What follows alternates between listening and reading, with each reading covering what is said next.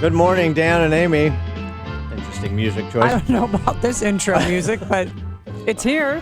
Puts a little pep in your step, huh? So, regarding the London terrorist attack and the terrorists, all of whom have been identified now, the third this morning, but the one that is of most interest is the one that was featured in a Channel 4 documentary Oh, yeah.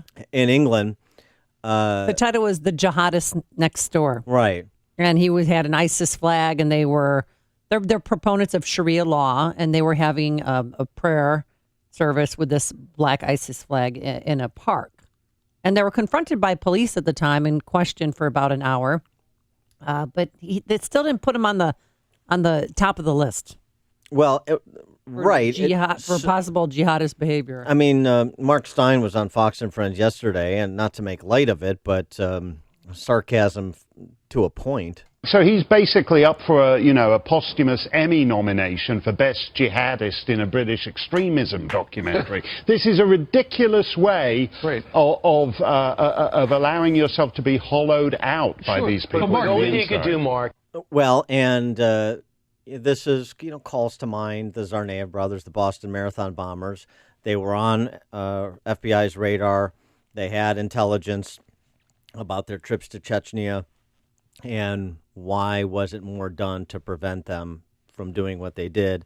Now Britain and London asking themselves the same questions. MI5, London law enforcement asking themselves the same question.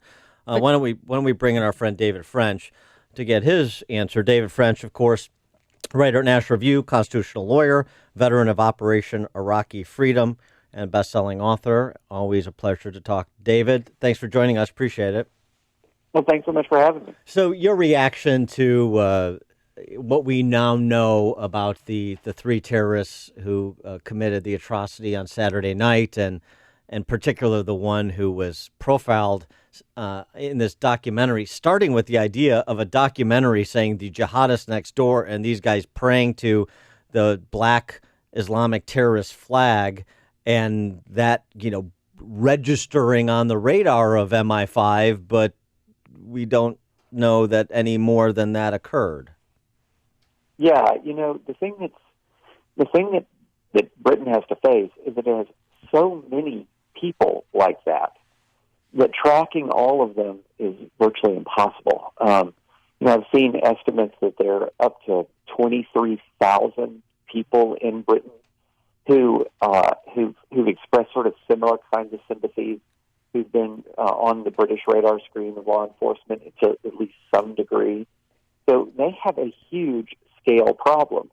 And, the fact of the matter is, if you're going to try to track and surveil everybody who expresses sympathy for ISIS, you're going to swamp security services immediately. And so you're going to have this situation happen again and again and again, where you're going to have people who exhibited all these warning signs, and then they actually do attack, and people say, well, why wasn't this stopped? Why wasn't this prevented? But there's just so many of these guys. Well, he was so extreme, though, that he got kicked out of his mosque. I mean, the imam told Richard Engel yesterday from NBC News that they asked him not to come back. And why didn't they report that to authorities? Because I'm under the impression if you get kicked out of your mosque, you should get kicked out of the country.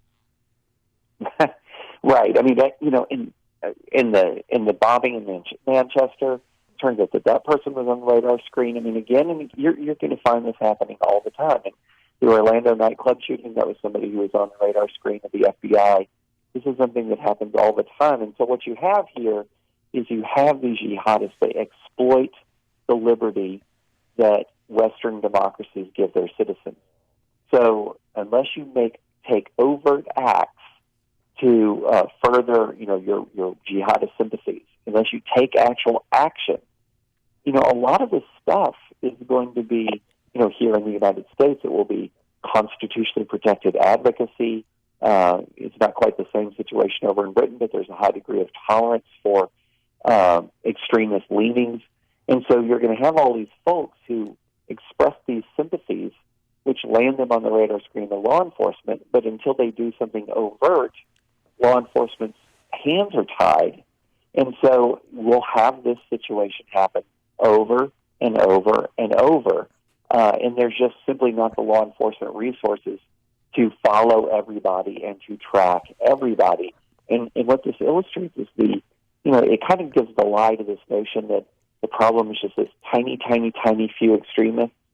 No, extremist ideology is widespread enough within some of these Muslim communities that it's literally impossible to track everybody who exhibits it. Now, the documentary point here, this is something that if somebody's featured in a documentary, it kind of stands to reason that maybe they should be under a greater degree of surveillance. But again, you get back to the same problem. What is the illegal act that they do that would cause law enforcement to take decisive action? The interesting thing, though, is Theresa May's remarks on Sunday, 4 points that were much more specific than you have heard from politicians in the wake of terrorist attacks like this, and partly because she's facing an election on Thursday.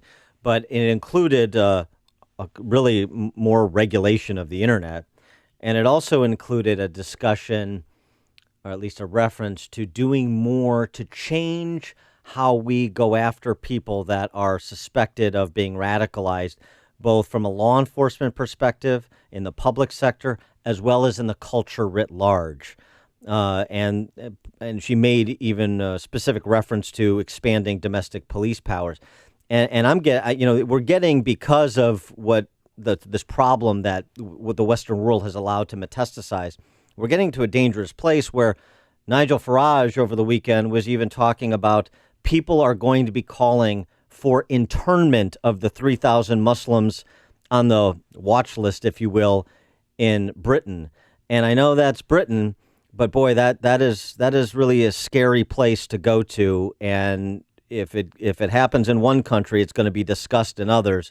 We're kind of on to my mind, and perhaps to yours as a constitutional attorney, we're going down a very dark road. Well, and people forget or don't realize that Britain already has a surveillance state that is broader than anything that we have in the United States. With CCTV. Magnitude. Yeah. Yeah, absolutely. And so, look, here's the thing that people don't, here's the elephant under the rug that no one's talking about. Why isn't there a greater military effort against ISIS? So, again and again, you have these people who are inspired by ISIS. And often the more you learn about the attack, the more you learn that they've actually been directed by ISIS, maybe even trained by ISIS or instructed from afar. Why is it that ISIS is allowed to continue to have this safe haven? And I'll tell you why. It's because the populations of Britain and the United States and other Western democracies aren't willing to support a larger military effort.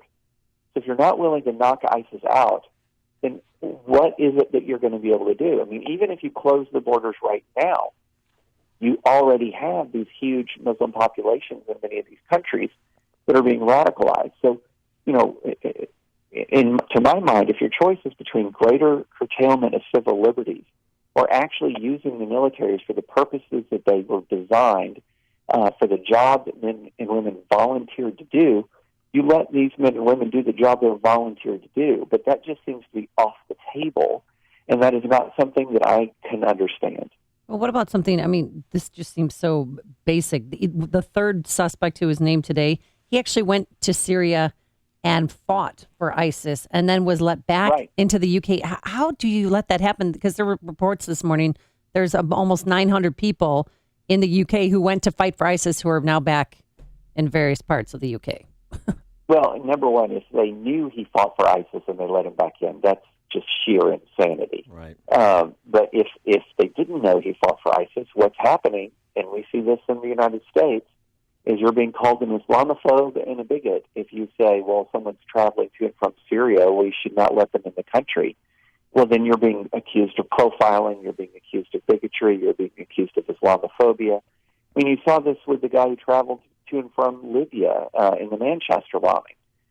Libya and Syria are both countries that are on the list that would be subject to the travel pause under the Trump immigration executive order.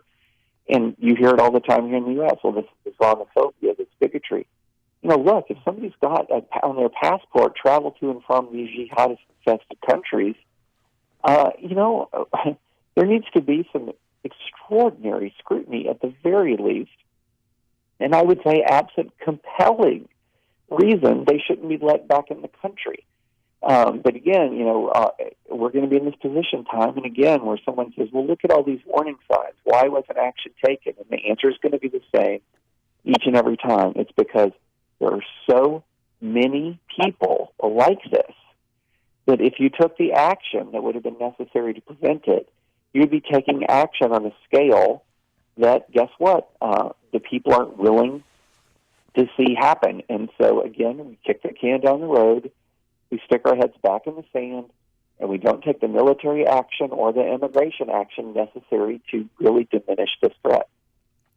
Back at home, talking about the national security and the protection of classified information, is Jeff Sessions going to turn out to be the little Dutch boy who saves the Trump administration from leaks within the intelligence community after making an example of this Reality Lee Winner federal contractor that was charged yesterday for sending classified material ostensibly to The Intercept, this NSA report about Russian attempts to hack local election authorities just days before the November 2016 election. Yeah, I mean, that's a no-brainer of an arrest. Any administration would have arrested this person. And it looks like she was actually burned by the Intercept itself as they shared the document with federal officials that led them to hunt their systems and find out who accessed it and who transmitted it. Look, this is an easy call to arrest a person who's done something like that. The Obama administration prosecuted more leakers than the previous 3 administrations combined. So this is something that's a modern trend, and I think it's the correct trend when you're talking about prosecuting leakers. We need to be careful that the Trump administration not do what the Obama administration did and surveil the press. But prosecuting leakers, people who are taking it upon themselves to violate their promises and violate the law, to share documents just because they believe, they have their own political purposes. I mean, you can't have that. You've got to confront that. He is David French, writer at National Review, nationalreview.com, always worth a read, constitutional lawyer, best-selling author, and also someone who served our country honorably in Operation Iraqi Freedom. David, thanks so much for joining us again. Appreciate it. Thanks for having me. And he joined us on our turnkey.pro answer line.